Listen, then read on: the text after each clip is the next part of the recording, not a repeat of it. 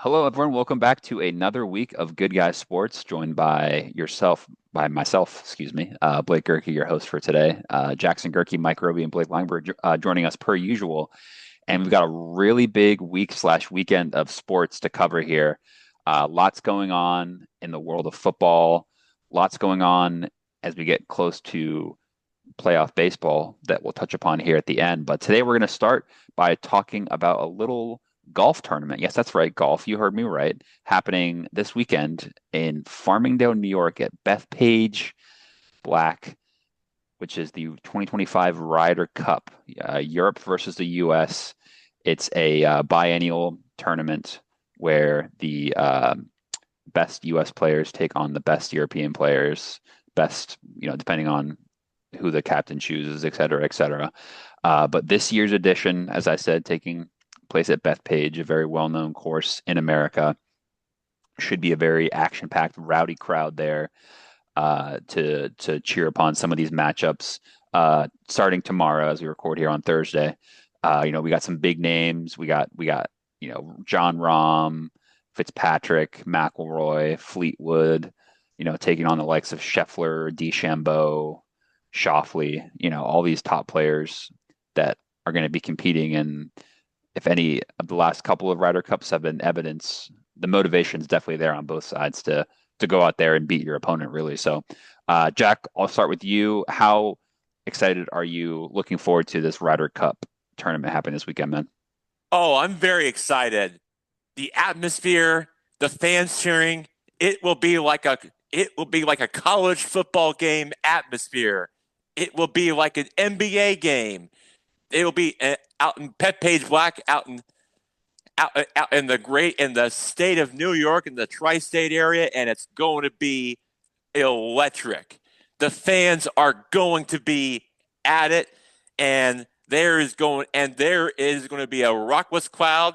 It is going to be a golf tournament that you have never seen before, in depth and close in person, and it will be the most excited golf tournament rockless crowd that you'll ever watch. It will have this kind of feel, and to me, what I'm looking at it is that is that the in in the last in the last Ryder Cup in 2023 um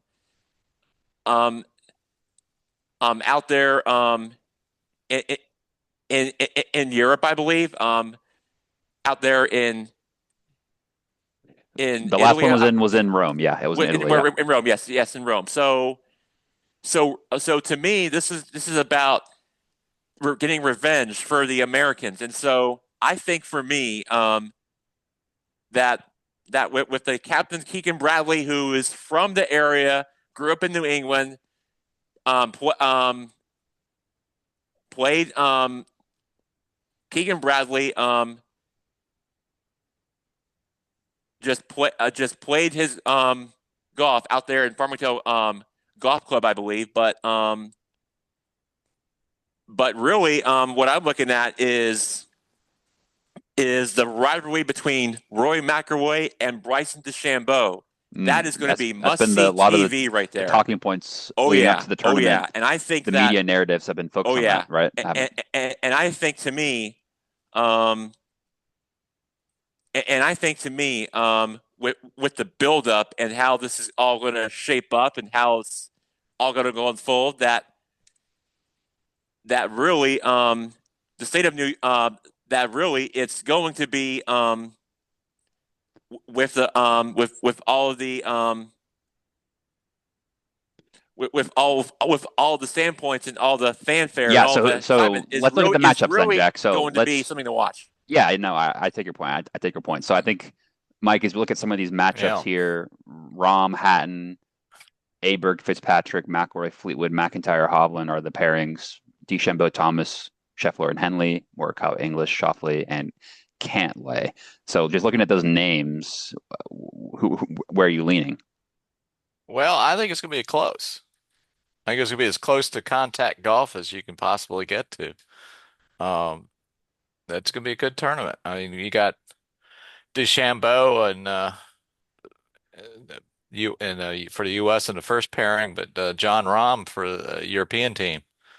Uh, so I mean that's gonna be close. The only one that uh, Scotty Scheffler's. I mean, he's in a league in his own. Right. So I don't. He's if we're doing like a fantasy draft, he'll Hmm. be the person that would go first, right? Out of these, Yeah, given his current form. yeah. I mean, I have the U.S. winning the match two. Yeah, Scotty Scheffler and Russell Henley, and then match four uh, with uh, Alexander and Cantley. Hmm. Um, Match three, I think I'll go with the Europeans on that one with McIlroy and Fleetwood. So it goes down to the first match, Rahm and Hatton against DeChambeau and Thomas. But Yeah, I would lean with the U.S. on that one. So I'll say U.S. the first day out, 3-1.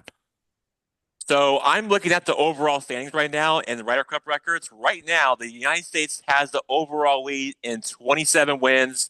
Europe has 15 wins, two ties.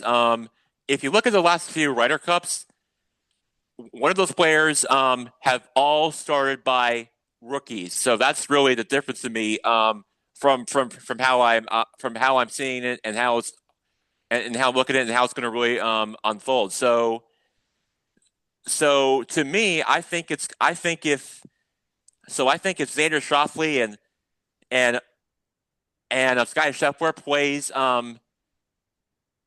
the perfect usual game and everything goes all if he plays it right and and plays a perfect game, then I think they got a shot at it. But if the Europeans make a run at it, then things could get a little bit more exciting or interesting the way that this holds out. So that's where I am looking at for the overall seedings for this Ryder Cup. But Keegan Bradley going up against Luke Donald for the Europe for the both U.S. and European captains, and that should be fascinating. And you want to know more about Keegan Bradley? He grew up in New England, up in Woodstock, Vermont, and if you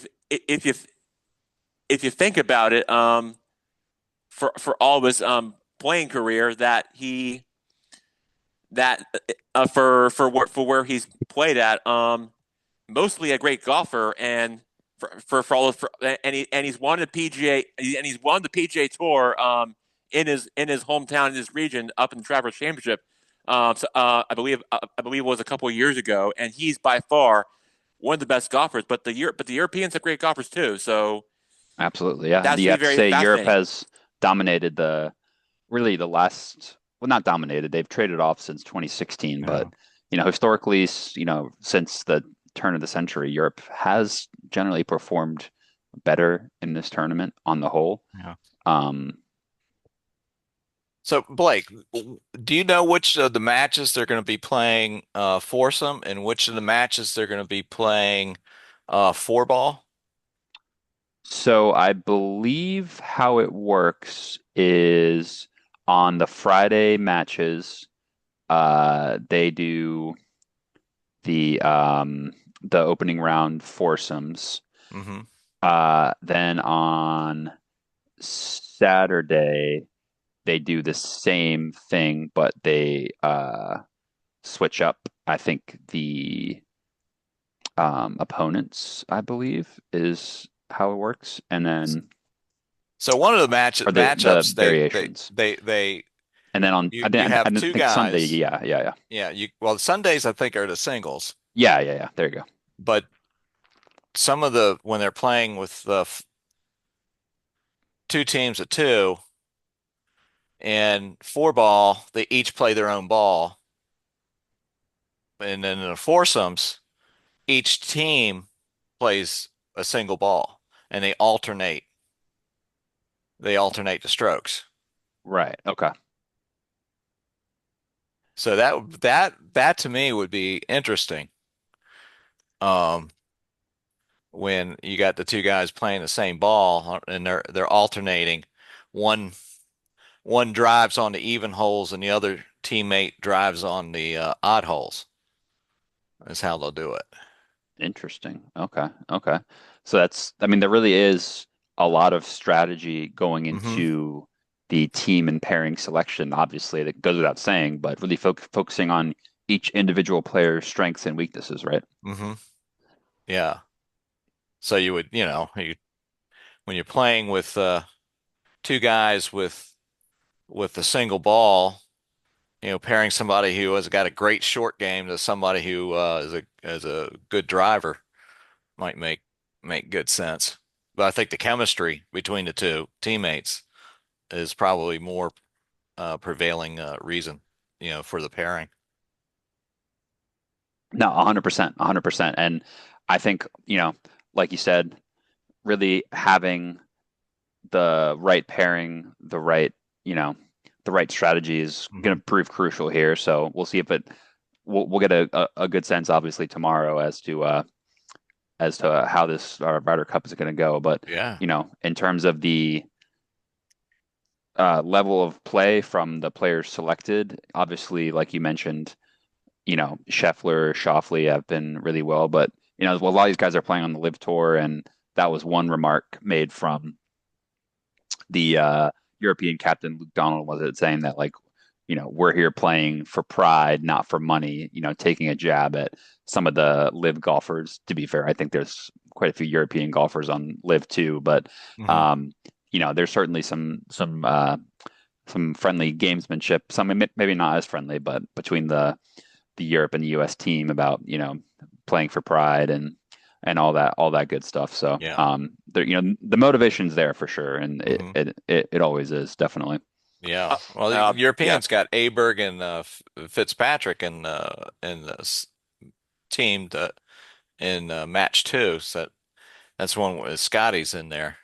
So that's going to be Aberg, Fitzpatrick, Scheffler, hmm all yeah, in the same pairing is exciting, isn't it? yeah. Uh, Blake Lumber, I hope you can hear your I hope that we can hear you with your audio connection. But is But there? But good, is brother. there? But is yeah? I hope I got you because your audio is kind of breaking up. But I hope I hear you. But You is got me. there? It well, great. Um, that's that's Yeah. What's that the question, Jack? that's great that we can hear you. Oh no oh oh nothing. I was just asking.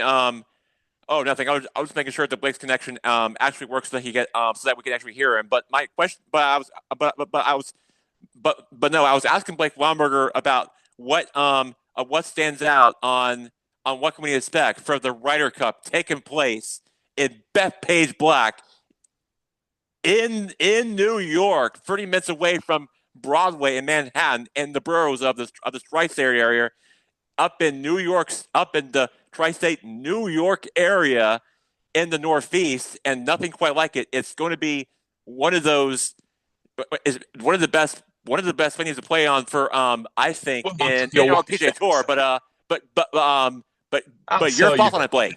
I'll tell you what, man.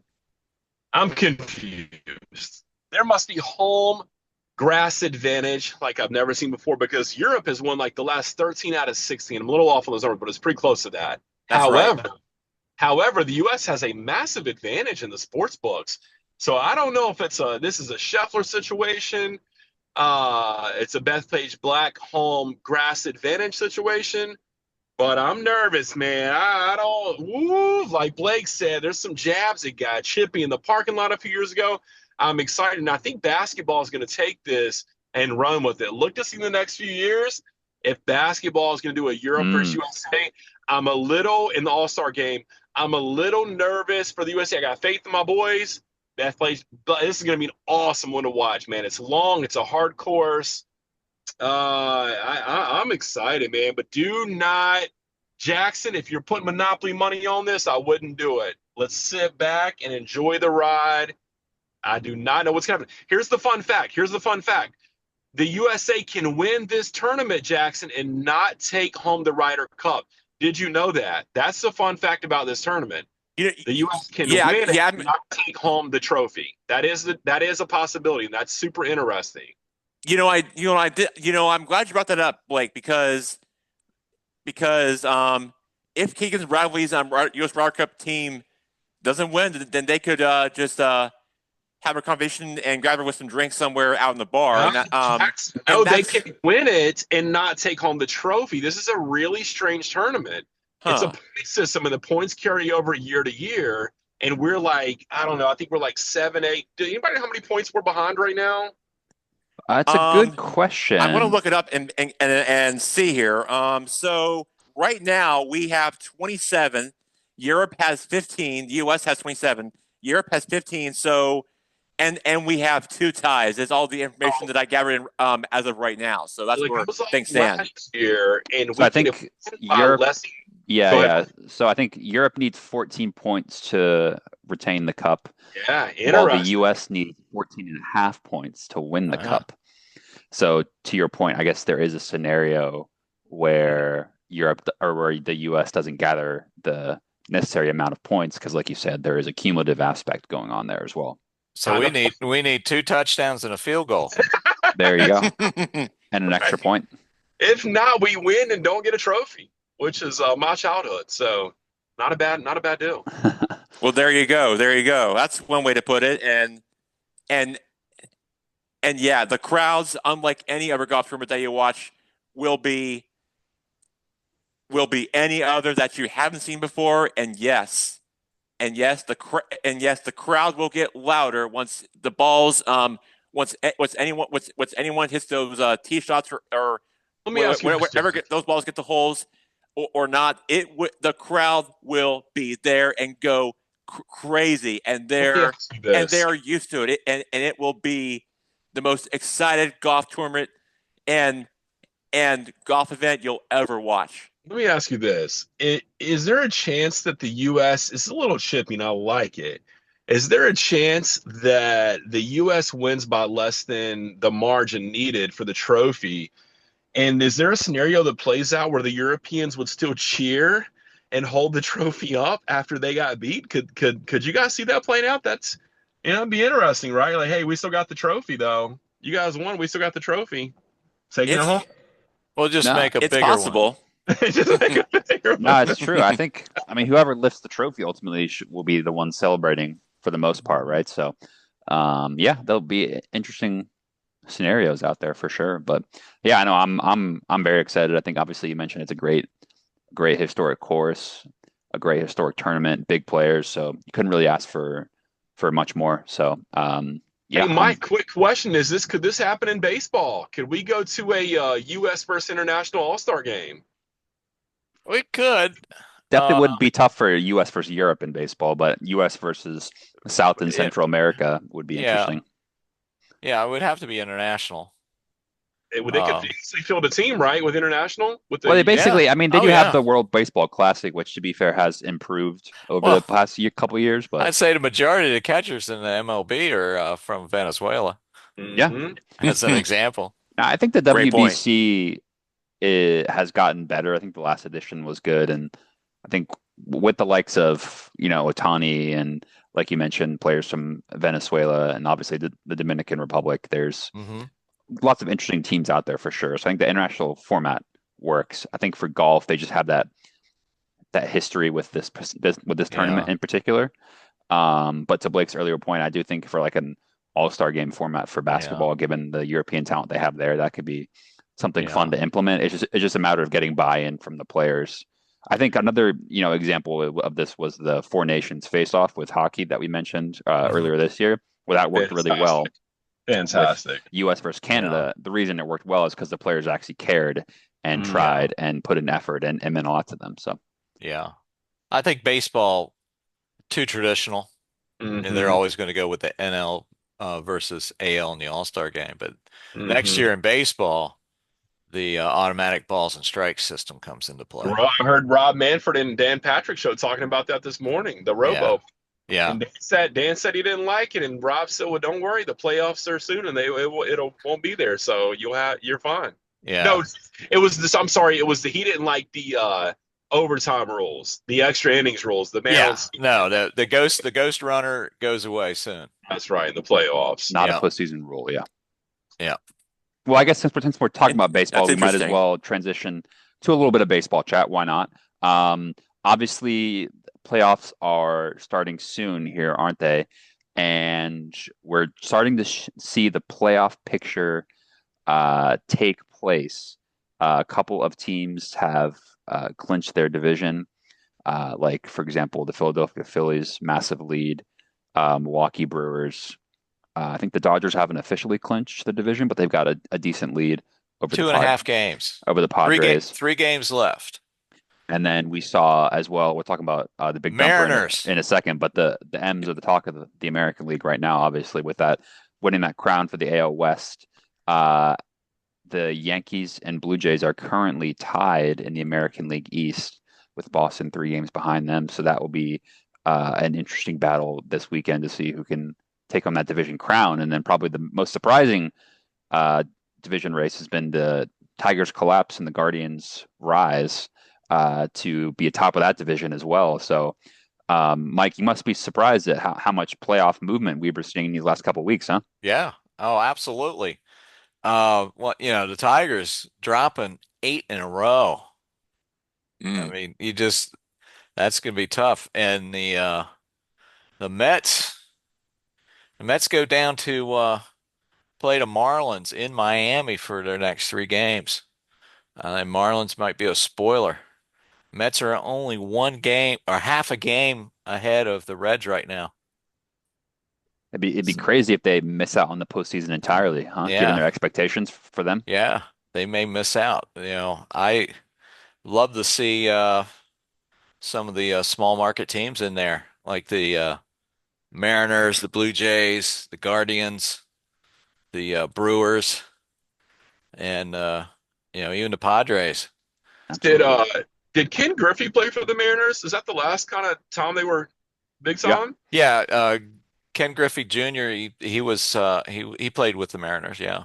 Okay. And is that the last time they were kind of Well, yeah, making? no, to your point, this is their first American League West Division In title since 24 2000, years. since 2001 with Oh, Ichiro, Yeah. gracious. which is crazy. Yeah. So, Yeah. yeah, we like Seattle sports, obviously, as you can tell by Jackson's jersey. So we're Yeah. happy to see the Mariners back in the postseason. They got an exciting team. Well, the big dumper hit his 60th home run. Ah, the big dumper, That's Mike. right. That's Mike, right. tell us about this guy, man. I mean, he's having Oh an all-time man, season. a catcher hitting 60 home runs. Good gracious. What's the name other than the Big Dumper? Who are we talking about? Cal Raleigh. Well, Never heard of this guy. well, He's yeah. from North Carolina. No His last way. name's Raleigh. I can't believe they got the state capital of North Carolina city named after him, which is crazy to me. But if you haven't watched any highlights of Carl Raleigh, well, he's won the home run derby. He has won every single award that you can think of, and most likely candidate for AL MVP, which we'll get to in a few minutes, but in a second. But if you want to know something about Where do you play Carl college Raleigh, ball? where did he play college baseball? Did he go He played at through or did he play like college? Florida State, I think. Florida State. Where Jameis Winston played baseball. That's right. You guys saw that. That's right, And Blake. he That's said, right. I can throw. He was a pitcher, and they said he was in, I believe, the mid to high 90s when he was at Florida State. I don't know if you guys knew that, or I think that's right. Should have stuck with baseball. He wouldn't be the third string quarterback for the Giants right now. But Mike, another reason why you should know about Carl Raleigh, about his nickname. You should know. Well, they should know about Carl Raleigh, Mike. Cal Raleigh. Cal. Yeah, for Cal Raleigh is that about his nickname? Why they call him the Big Dumper? Well, I think. I think I want to make your grandkids Careful. proud that he is the Tonka truck, and he is What does that mean? well. I can explain that he is Be careful. he is the dump truck that little kids and that Uncle Mike's grandkids, little kids enjoy. Especially in my childhood, when I used to enjoy that stuff, that's what he reminds me of. Yeah. And really, I think Carl Raleigh, with all the Porty stuff that he does, and all the stuff that he does with the contracts that he signs with, and all the stuff that he does on and off the field, which is which is really cool to see, in my opinion, for all the kids who gather around and be near him, which I feel like to me is great. But but when I think of Carl Raleigh,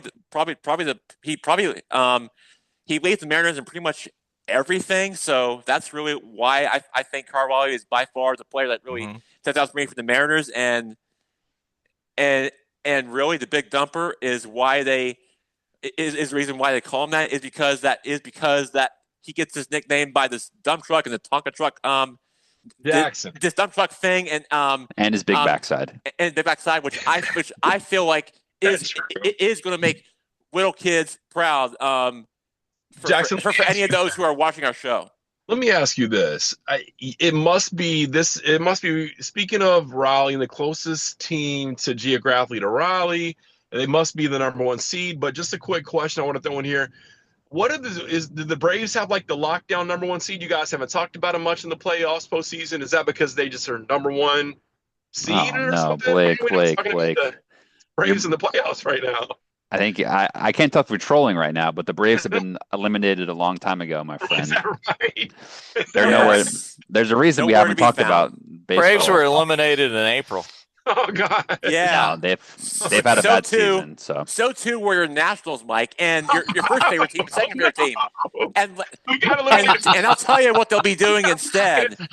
They will be on the couch, on the TV, watching the postseason instead on their TV screens in their family room, watching it on TV than just playing on the actual field. That's where they're going to be this postseason. Oh, absolutely. I'm just ecstatic that the Nationals will not lose 100 games this year. There you go. And now you have to wait till 2026 for you and Aunt Worried to get yourselves back at for you being season ticket holders for the upcoming season. We're going Sunday to the last game. So Nice. But You get a I do have standing ovation from the team. I do have 2 player shout outs before we get off of baseball. Paul Skeens had his last start last night. He is going to end the season with a 1.97 ERA. Crazy. It's a shoe-in for a Cy Young award. He'll be the first guy since Verlander with an ERA of below 2 to win the Cy Young. I mean, for a team that's a bad team, that's pretty crazy. That's pretty. So he could very well get the MVP in the National League, but probably not because he's a Pirate. The other guy I want to shout out is for Jacob Young, the National center fielder. Sunday, he had 2 awesome catches in the outfield. The first catch, I don't know if you saw it or not, but he hacky sacked a ball back into his glove as he hit the wall. and then the bottom of the ninth, he robbed a home run to keep the game in to the Nationals column. Sounds like he's got his tryout tape for the Savannah Bananas already done. Absolutely. He will be a candidate for a Gold Glove, but I think he should win the Gold Glove because he's had plays like that all this year. But if you haven't caught the hacky sack catch, go seek it out. Go seek it out. It was awesome. He literally caught the ball, hit the wall. It came out of his glove, fell down, and he hit his foot up like he would hit a hacky sack. And he did that, and the ball bounced straight up, and he caught it again in his glove. Wow, that's awesome. Very cool. More players should try kicking the ball themselves to catch it. Absolutely. That's right. And new strategy. Absolutely. And one other quick note before we move on to our next topic is who I have for the AL MVP. It's going to be either Aaron Judge or Kyle Raleigh. It's going to be Raleigh for sure. Raleigh. And then for the NL MVP, I'm going to probably say Shohei Ohtani, Kyle Schwarber. I think Shohei Ohtani will win the NL MVP for me. I agree. Do you think so, Mike? I think you're right, Jack. Yeah, And I think it's so, Right. I think this a pretty easy year for MVP voters, I would yes, Mhm. suggest, isn't absolutely, it? absolutely. And yeah, the Mets are definitely a complete meltdown. They went hard with Juan Soto, but things just went on a complete downhill up there It's in the New York meltdowns, they're up called, huh? absolutely, Yeah. absolutely up there in Flushing Meadows. But the other New York team, the Yankees, They're hanging in there. they are, and they just quit the spot in the postseason and just only behind the Blue Jays in the AL wild card. But All I've heard about is Yankee fans complaining about how bad their team is, but yet here they are tied for the AL East, so they can't be that bad, well, It's well, expectations, that's been the case for most of the season. But yet they found a way, and the good news is they're back. They quit the spot in the postseason, and they're popping champagne, and next thing you know, they're in the postseason, and that's all what really matters for fans up in New York. So there you go. Fair enough. Fair enough. Well, we'll certainly be updating you on playoff matchups uh, for the Major League Baseball as we progress here into playoff baseball in October. We're almost into October, which is kind of crazy, isn't it? But a great sports month with playoff Can't baseball, believe it. football happening on all these great events. So definitely going to be touching back on baseball soon. But gentlemen, we need to pivot to a little bit of college football because we have an absolutely massive weekend of games here, ranked matchups galore. And we should start probably, I think, with the biggest one. Why not, right? Well, the biggest one might be up for debate because the two matchups most people have their eyes on this weekend is one SEC, one Big Ten game, usually the case, with the Crimson Tide traveling to Georgia on Saturday night, 17th ranked Tide taking on the 5th ranked Bulldogs. And then probably the biggest game of the weekend is the Oregon Ducks traveling to Happy Valley, take on the 3rd ranked Penn State Nittany Lions. But let's start with Alabama versus Georgia first. An Alabama team that's trying to bounce back, obviously, from that rough loss against Florida State. Maybe haven't been the most convincing this year, given their, like I mentioned, the word expectations a lot on this podcast, haven't I? It's the fan base that demands a lot, don't they? And I think they handled their business pretty well against Wisconsin. Not this past weekend; it was the weekend before that, wasn't it? And then they had a week off before this big game in Athens. But Jack, I'll start with you. What do you think Alabama has to do to get out of this game with a positive result? Obviously, away at Georgia, one of the tougher games in the country on your schedule. Georgia will be favorites, but do the Tide stand a chance? Um, it's going to be tough, but I do think they have a shot, and here's why. Their only shot is that if they don't play behind 2 scores, then they're probably going to be in trouble. But if you come off to a great start and Ty Simpson plays a clean football and protects and takes care of the football, and the offensive line and the line of scrimmage does a job for the Crimson Tide, then Alabama's got a chance. So in order to do that, you got to limit and slow down Gunnar Stockton as much as you can if you're the Alabama defense, because Georgia has a bunch of playmakers, as we all know. So to me, the key here is for Alabama to have a chance to win this game is to dominate the line of scrimmage and just don't turn the ball over too much and just try to rely on the football.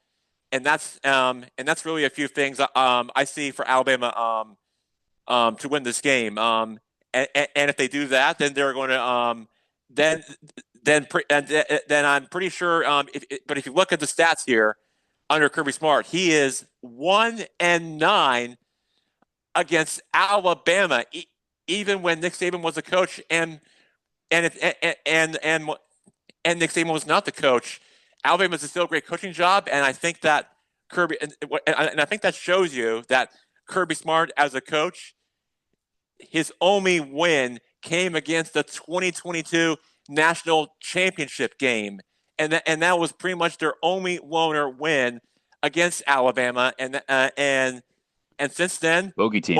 over yeah, exactly, over any other team against the spread, Georgia pretty much dominates in any other in any other of their games, And they don't and they don't except for they don't Alabama. play every year as well, do they though? So No, they don't. But that's really that's really what stands out is that Kirby Smart just every single year when we talk about the game and matchup that he never is going to get the job done against Alabama because Alabama is always going to be going to be a great football team no matter if Coach Saban is a coach or not. And that's really my thoughts on it is that yes, Georgia has some great players, but Alabama is Alabama, and that's really and that's really my thoughts on this on this matchup heading into week 5 into this game. And so to me, Alabama is still going to be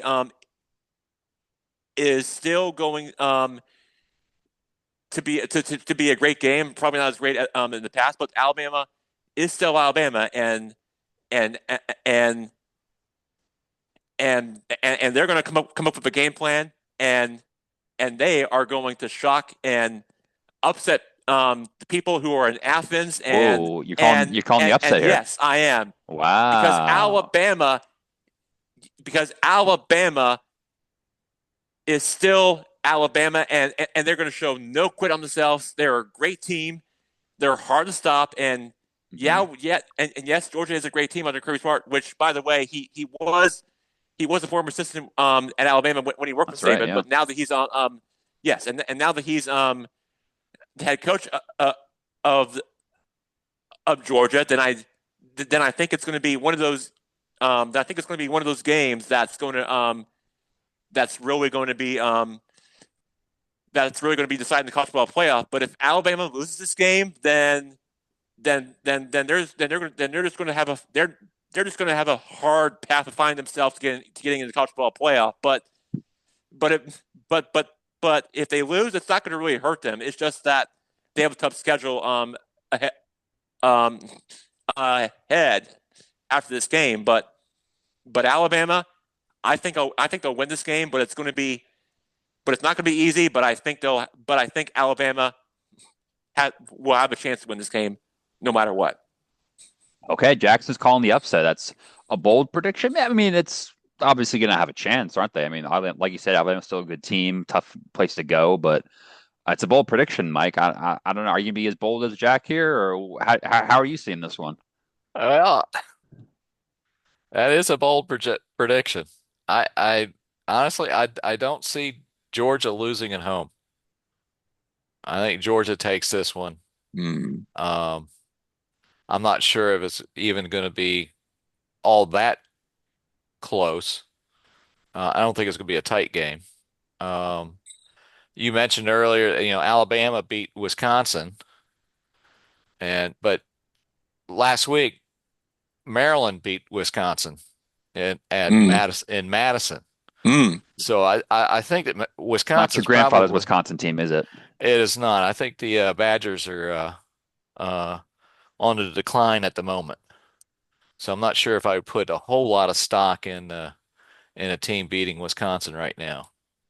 But I mean, that said, they're certainly rivals, and they're both teams will be up for the game. But I don't see uh, Georgia losing this one. I think they'll be partying in Athens after this game. Fair enough. Well, I yeah. tend Well, to. yeah. I Yeah, was going to give my prediction, Jack. I think Well, I tend to agree with Mike. I think Georgia does not lose very often at home. If it is, it's to a top tier opponent like Nick Saban's Alabama. I'm still not 100% convinced about Kalen DeBoer's Alabama. He might prove me wrong, and they might go on a run here, but I want to see it first. And Kalen DeBoer has won some games and he's lost some games, and he hasn't quite convinced me that he's got this Tide team fully back up and running. So until I see that, I can't pick them to go into Athens and get a victory. Blake Lineberger, what do you say? Man, they're between the hedges. She's Lake You'll Louise. have to, yeah, you'll have to watch and find out Saturday night to see how that's going to turn out, huh? Jackson, there's only one set of hedges in the SEC, and those are the hedges at South Carolina. Alabama wins the game in Georgia. Wow. Yeah, well, you and me on Alabama. All Roll, right. roll Tide. Roll Tide. Roll Tide. Well, we got some bold Alabama predictions here on Good Guy Sports this week, don't we? So we're obviously split here, so you have to tune into the game on Saturday night and see. But either way, half us will be proved right, half us will be proved wrong, won't we? So Well, we'll be batting 500. exactly, yeah. I think we should just that's our new strategy is just half of us pick one team and half pick the other every week. That way we're never going to be wrong. So the other big game we should mention is obviously I mentioned it before, Oregon traveling to Penn State, two teams that obviously have their sights set on the college football playoffs, but they will have to meet here in late September beforehand in this Big Ten matchup, won't they? And it's going to be a hot atmosphere, not like temperature wise, but atmosphere wise at Happy Valley with the whiteout. We know Penn State likes to create a loud atmosphere for those big games. It's going to be a tough place to go for Oregon. I have to say, Oregon so far, they've taken care of business, haven't they? They haven't played anybody of note. They've beaten Oklahoma State handily, Northwestern, Oregon State, teams you would expect them to beat, but also not cupcake games in their last three, right? Yeah. And Penn State as well. The past couple weeks, they've They're kind of taken care of business as well, haven't they? yeah, aren't they? They're both 3-0, right? Yeah, I think Oregon's actually 4-0. They played one extra, but Okay. they're both undefeated up to this They're point. both Yeah. undefeated. Yeah. Yep. And I think realistically, if we're looking at it, um, you would say these are probably two of the three big contenders for the Big Ten this year. I think Michigan is kind of in the second tier. And to be fair, we're going to find out. I think this weekend, if Oregon is in that elite top tier class of teams that Yeah. we're expecting, right? Because you're not going to have much tougher of a test than Penn State away, are you? So Yeah. No. Well, watch out for a sleeper in the Big Ten though this year. Indiana. Indiana. I knew you were going to say that. Oh yeah. Well, I mean, they Yeah. absolutely hammered the Illini last week, didn't they? Oh, Yeah, they did. they just crushed them. But Jackson, back to this game though. Yep. I'll just give you my prediction. Similarly with the other game, I just think it's too much to ask for Oregon traveling cross country to go into Penn State and get a result. I think they keep it close, but I can't pick against the Nittany Lions here. I agree, Blake. I am with you. It's going to be too much of a crowd atmosphere. James Franklin in a big game. What more can he ask for? Drew Allen, their quarterback. They're I expect Penn State to dominate and win this game. They are pretty much Oregon's going to have a longest cross country flight to all the way to State College, and it's going to be a very long flight back for this one. So I'm with you, Blake. I'm going to be picking Penn State to win this game. Mike, what say you? Well, yeah, Oregon's got a great pass offense. They've been slinging the ball downfield so far, I think haven't they? they're 13th, ranked 13th in the country. However, I think the two running backs for Penn State, Allen and Singleton, are going to be just slightly too much for the Ducks. I think the Penn State wins by 4. Not so fast. Oh, here we go. Oh, here we He's trying to go. be the Here we go. Jackson, I've told you this. I've told you this twice and 10 times. Phil Knight will have a championship before he goes and says hey to everybody in his family, and he will do anything it takes to get there. Oregon is rocking and rolling, and he wants the natty. I think they go into the Nittany Lions and turn their whiteout into a lose out. A Oregon. whiteout into a To a cryout. Cry out. into a That's cry out. yeah, there you go. I like where you're thinking there. Thanks, Jack. All right, Blake. So real quick before we move on to pro football, Is there another game you had your eye on this weekend, Jack? yes, I've got an yes. upset for you. Oh, Go yeah. ahead, What do you Jack. got? What do you Go got? ahead. You go first. I'll give you my upset. Before I try to Do jump we have into some another good matchup. Jack? Do we have some good upset alert music? Dun dun dun dun dun. Have anything good for the upset alert? Uncle Mike's upset of the week. Well, Yeah, we there do we go. somewhere if we can find it, which I know we do for the sound for those sound effects. All right, Jack. What's the game you're looking at, man? The upset alert. No. What's the game that you want to talk about? I'll give you one game to talk about, then we'll do Mike's upset of the week. What do you got? Okay. Real quick here before we get to that, I want to talk about the Ole Miss LSU game, the game that comes on before Georgia Alabama in Athens. Good one. So the reason why I brought it up is because Jackson Dark, who has been named the starter for the New York Football Giants. The reason why I brought it up is because we could be seeing a Jackson Dark and Jaden Daniels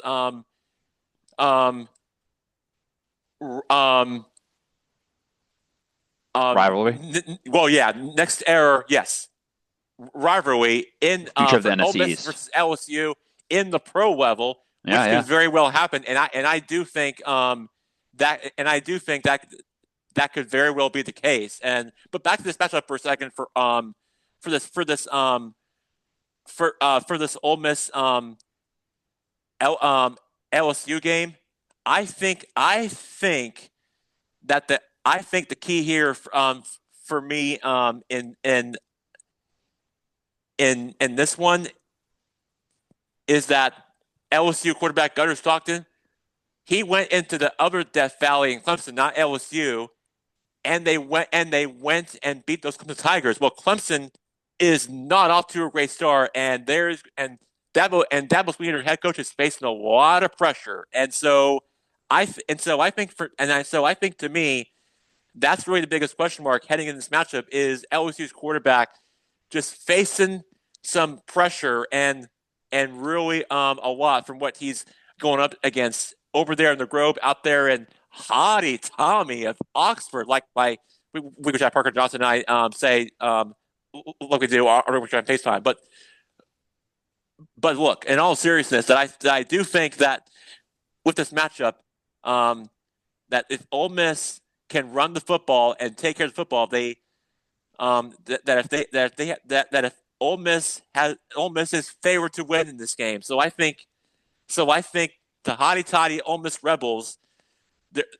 You have 2 4-0 teams going at it in the free slot. That's going to be on ABC on Saturday. That's So going you to be like the Rebels in this one, Jack? I do, but it's going to be close. But I wouldn't rule out LSU. But I think LSU. But I do have but I will not count out LSU in this one because they are a hard fought game. Should be tough. That's going to be a hard fought game, and that's really how I view it. Tough game there. Jack's picking Ole Miss in a tight one. I like it. Mike, what is your upset college pick of the week? We're all waiting with bated breath here. All right. Well, I'm going back down to the state of Alabama. Auburn Tigers go into play Texas A&M on the road. Wow. Ooh. They win by a field goal. You think they'll nick it at the end, huh? I think they'll nick it at the end. Wow. Texas A&M about a touchdown favorite right now. Yeah. I think Auburn has the top run defense in the SEC. Interesting. Okay. Ooh, and don't forget about their quarterback Jackson Arnold. Yeah. Well, the one bad thing is Oklahoma sacked him 10 times last weekend. Ooh, it's not a clean pocket. He's not releasing the ball. Probably. I mean, you got to give half of it's on the offensive line, and half could be on the quarterback. But that said, they only lost by touchdown, 24-17 to Oklahoma. Yeah, they're in that game. So I just have a feeling that the Auburn Tigers are going to be victorious on the road this weekend. Okay. I like Okay. it. I like it. It's a good I like what you're That's upset. my thinking there. upset. All Okay. That's right, my upset. everyone, go talk to your bookies and make it happen. Auburn Tigers on the Yeah. road at Kyle Field. It's a big shout from Mike, but that's why we come to you for these big Yeah. predictions. Yeah. And so for Auburn to have a chance this game, Mike, is that if Texas A&M's quarterback is not playing well and not having a great game, then yes, I do think one of the defensive players for Auburn will get an interception, and they will sack him and they will turn the ball over, and that's really how I think Auburn's going to have a chance to win this game in order to pull up the upset of for me in that matchup. Yep, absolutely. All right, well, I want to talk about a couple of matchups in the NFL this weekend, similar to college football. I think we have some really interesting games to look forward to. We got games taking place in Dublin. We got rematches of AFC Championship games. We got players returning to their former teams. And we got Mike's Commanders taking a trip to the ATL as well. How about that? So Yeah. let's go ahead and start with a big game in the AFC between the Ravens traveling to Kansas City. Now, these are two teams that are in an unfamiliar position that we're used to seeing them, i.e., below 500. Both teams being 1-2. One of these teams is going to walk out of Arrowhead Stadium with 1-3, and their heads pretty low, given that record. You have to say Baltimore has looked better. They are favored in Kansas City, mainly due to the Chiefs' offense looking pretty average so far this season, you have to say. Do you think that will change this weekend, Mike, or do you think the Ravens are going to go in there and dominate? They've always had their own struggles too, the first couple of games, haven't they? Yeah, the both of those teams. Who would have thought during the preseason that they would both be 1-2 at this point? But it's a hard one to pick. Every time I pick against Mahomes, I lose. But I'm picking the Ravens. I think Lamar Jackson and Henry and the Baltimore defense will be victorious. Not by much, Mm. but I think Baltimore wins this one.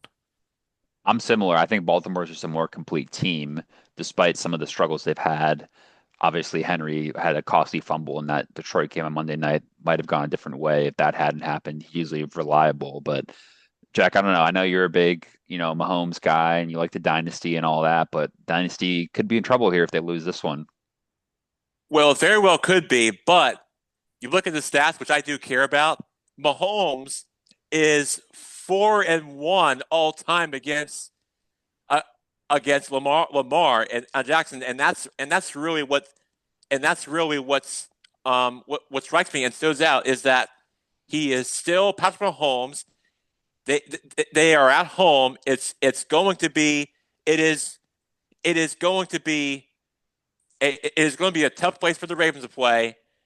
It's going to be a hard it's going to be a hard to get a win for them there, and Derrick Henry can definitely run the football for sure, but their other playmakers are probably going to struggle, and the Chiefs got one of their and Chiefs on the other hand got one of their receivers back from injury and from suspension, Paseko and Xavier Worthy, for front of those players, but um, but Travis Kelsey, who can still play, is probably on what would be his last ride as a Chief this season. As we love him with Taylor Swift and all the Swifties who really take a part of this Chiefs organization, but Patrick Mahomes, Andy Reid, the the the the um, the the two um, great leaders of the team that still go strong and go right at it. Now their Yeah. offensive line did have some struggles most of it in their game at the 0-2 Bowl last week against the Giants, which the Chiefs got their first win of the season last Sunday at the Meadowlands. But heading So you into think they this one, bounce back against the Ravens here? I do. Okay. No, that's fair. I think Jackson, not so fast. Oh, What? boy. Here we go fast. again. What? Really? Jackson, I can Andy read your mind right now, and I knew you were going to pick the Chiefs. Blake, Jackson, Andy Reid is the greatest NFL coach of all time, behind you're not only wrong. You're not Belichick wrong. and But Cilia and those Wise, you're guys. not wrong. Now, Jackson, listen here, Jackson. Lamar Jackson, Jackson Gerke have the same name. Lamar Jackson wins it. They're battle tested. But Jackson, you know who reminds me of Lamar Jackson? A guy named Lenoris Ellerson. Listen, Mike is a smart guy, but he missed the biggest upset of the week. And that's the Gamecocks going to go and beat LSU. So Lenoris Sellers reminds me of Lamar Jackson. Baltimore wins. Gamecocks beat LSU. Big things happening this weekend. Get ready for it. Gamecocks play Well, I hope you're right, play Blake. Kentucky this Oh, weekend. sorry. See, I knew Mike was a smart guy. He's smarter than me. I must look at the schedule wrong. Sorry. Yeah, it happens. Hey, same thing. Upset. I think Kentucky's ranked, so same thing. Upset, baby. I don't know who's ranked higher. I was really believing you there. You almost had me convinced for a second there. Sorry. I knew Mike was a smart guy. Baltimore wins. What about? I'm with Baltimore on this one as well. Actually, I think the Chiefs are going to have a down. I think this is going to be a retool year for the Chiefs personally, but we can talk about that later. Yeah. The Ravens had some struggles against the Lions last week on Monday Night Football, and that's right. Yeah, and they could be in trouble if they lose this game. So that's why it's a big one for sure. Yeah, absolutely. And so I think the Chiefs will win this one, and they'll be back in the win column. They'll be fine. And I think we'll see. I think the Chiefs will You sound very confident about it, but okay, we'll see. I do. The other game, interesting game, Jack. Micah Parsons, I'm not sure if you're aware, was traded to the Green Bay Packers earlier this year. He'll be traveling back to Dallas on Sunday Night Football. Obviously, the Dallas fans are pretty distraught to lose him. Safe to say they've been missing him so far. They've gotten off to a pretty rough start. I mean, to be fair, they were in that Eagles game for a while. They got worked pretty hard by the Bears last week. Green Bay, similarly, kind of a strange loss to the Browns last week, wasn't it? But they're a strong team. But it'll be kind of interesting to see Parsons back in the Big D, huh, Jack? Yeah, it is. And one thing, and it's been interesting because CeeDee Lamb has been day to day with the injury that he's probably going to be questionable. Personally, aren't you? Yeah, especially when I'm playing in fantasy where he's one of my best team. Players. And CeeDee Lamb hasn't been really playing 100% lately, but coming off their loss against the Bears last week in Chicago, which Caleb Williams got his first win of the season, but focus on the Cowboys for a second, that Jamar Williams and Kyler Murray and the Packers do have some questionable players in Josh Jacobs. I think Cowboys are bad. Cowboys are bad, but I want to know what you think about Micah Parsons. He's gonna be motivated to show the Cowboys wrong that they traded him, right? Well, yeah. I mean, think about it. I go back to Tony Dungy when I was watching the Sunday Night Football final show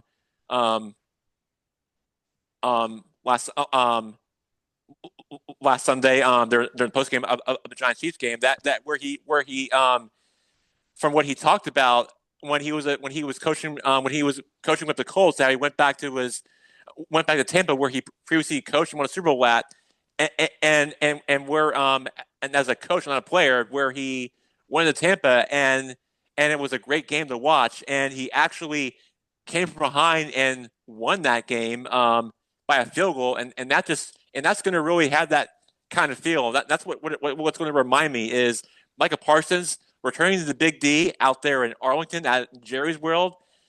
I bet you I can tell you right now that Jerry is probably not going to be happy, and definitely not going to be a lot of smiling, and Jerry's probably going to have a different feel in his face, and there's going to be a lot of boos at AT&T Stadium out there in Arlington.